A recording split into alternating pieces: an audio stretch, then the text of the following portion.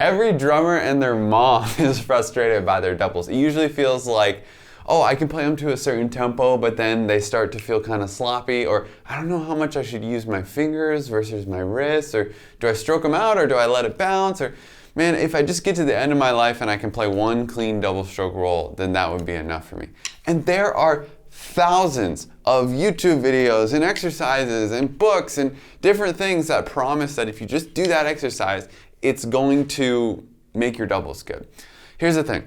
The exercises are not the things that make your doubles good. All of those exercises could work if you get the right first principles down, which is making sure that you move in the right way and that the sound is even. So that's what we're going to talk about in this video. At the very core of it, all that we need to have clean double strokes is simple. 2 even notes. That means even tempo and even sound. And with drumming, it's beautiful because we move to make sound. So if we move the same way, or rather the stick moves the same way twice, then we're gonna get 2 even sounds. And that all sounds like great and theoretical and stuff, and I'm so smart for figuring that out. But really, we need to get it practical. And the way that you get it practical is by knowing how it looks, sounds, and feels. And the way that we're gonna do that is by using something that I was taught by a great drummer named Brian Claxton called the drop and stop. So let's dive into that. So the drop and stop is all about imitating the natural bounce of the stick. So imagine in nature, if I drop a bouncy ball, it's gonna bounce like this. Da, da, da, da, da, da, da, da, da, da, right? It kind of compresses like that. It's like an exponential curve of how fast it goes. And we wanna drop our stick and let it bounce like that. Watch. Right? A lot of times, the first time you do this, it's gonna sound like this. Right? You see how it's way shorter? I want that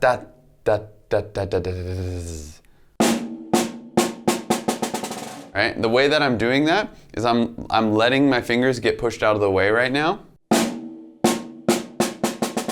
Right? And I'm just letting the stick bounce as natural as possible. You'll see that the stick wants to bounce high, and if I am out of the way of the stick, it'll bounce high. Right? You can see that if I just let go of it, it goes all the way up. So if your stick is only going to here, because you're stopping it. So this teaches you how to get out of the way of the stick and use the natural bounce. Side note, that's why your doubles are gonna sound cleaner later, because you let them bounce to the max height. So common mistakes that happen at this step is that people are so used to letting their wrist like move with it that they try to create the bounce with their wrist like this. Right? Which is totally the opposite of the point. That takes so much energy to go and move my wrist like that, when really I can just turn off the muscles in my wrist and it'll bounce all that I need it to. Right? So that's at the essence of having really clean doubles, is I'm letting the bounce do the work. So that way it moves consistently 2 times, whether or not my arm moves consistently 2 times. This is a big misconception with technique. They think it's all about how to move your hand. It's really about how the stick moves. I don't really care how my hand moves. I'll let my hand figure out how to move around the stick if I move the stick in the right way. Another common thing that gets mixed up at this step is having the wrong touch. So either pushing too hard, you hear that very forceful sound, it's very slappy, right? And it chokes out all the bounce, or just being way too light, like. The only way you can be way too light, really, because we're doing like dropping it. The only way to be way too light is to slow it down. And that shows me that you're holding on too much, it's too tight, you're not getting the real bounce. So we want to just have this feeling of just turning off all the muscles in our wrist. Boom, and then letting the stick bounce. Another common mistake that I see at this stage is having the fulcrum all messed up. So it's only bouncing up to here, even though your fingers are out of the way. Like it can only rebound to about that high because your fulcrum is choking it off. So you want to make sure, I like to have it like this, where it has the biggest range of motion. I can flop it around like a salmon, right? See that? With that fulcrum, it can go all the way back to vertical. Boom. And the way that I recommend practicing that touch is by going to the extremes. So try a really harsh touch like this. right? Where I'm killing the bounce of the stick, and then try a really light touch. And then just go back and forth in between those until you get that natural dot, dot, dot, dot, dot, dot, dot, dot, zzz. And try it with your left hand as well.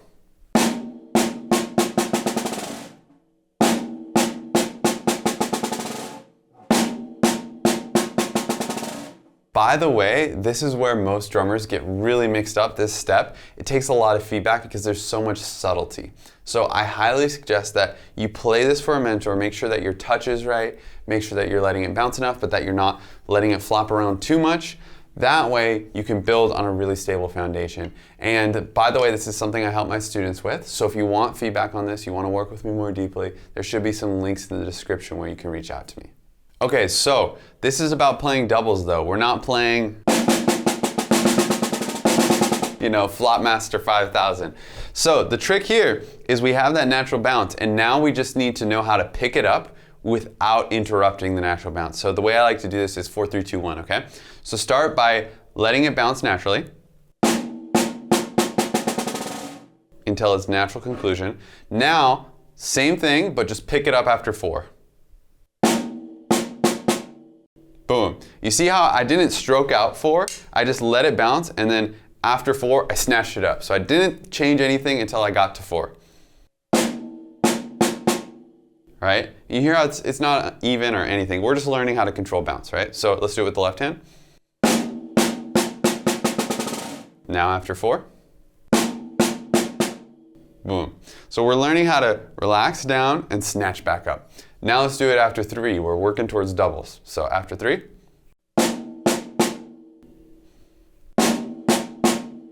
This might take you a little while to get really consistent. Right? Now after 2.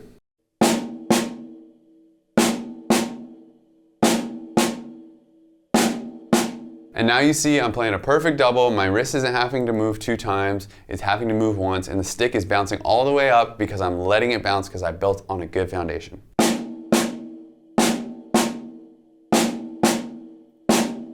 Now, that's your natural bounce kind of doubles. You can start to connect them.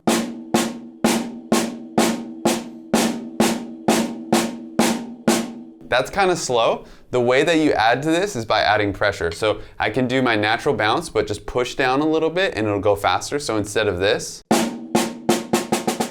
I get this.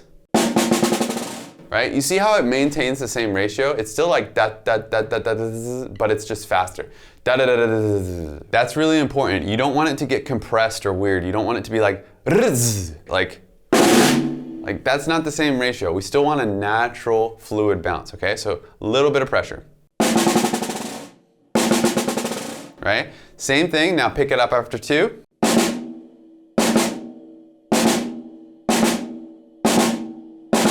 And you can see all of a sudden with just a little bit of pressure, I can get doubles at this speed.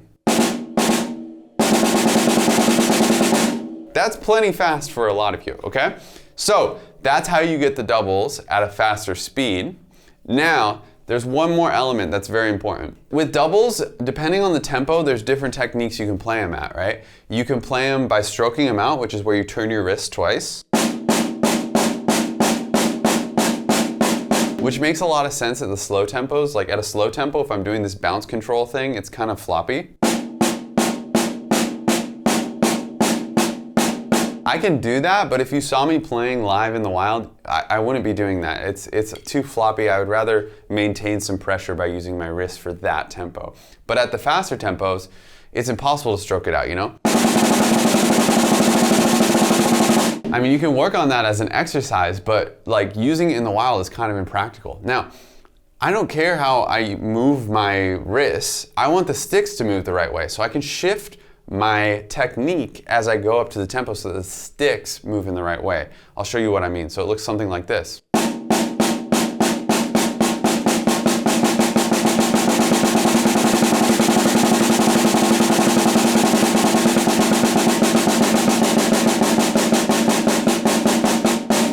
You see, as I get faster, I go more into the bounce control until I'm just bouncing. I'm just throwing it each time. Right? Whereas when I go slower, I start controlling it more, sticking it out more. And this is really a feel thing. You have to shift back and forth. It's nice to go to a tempo that's kind of like on the edge of both of them and see if you can do both of them, right? So.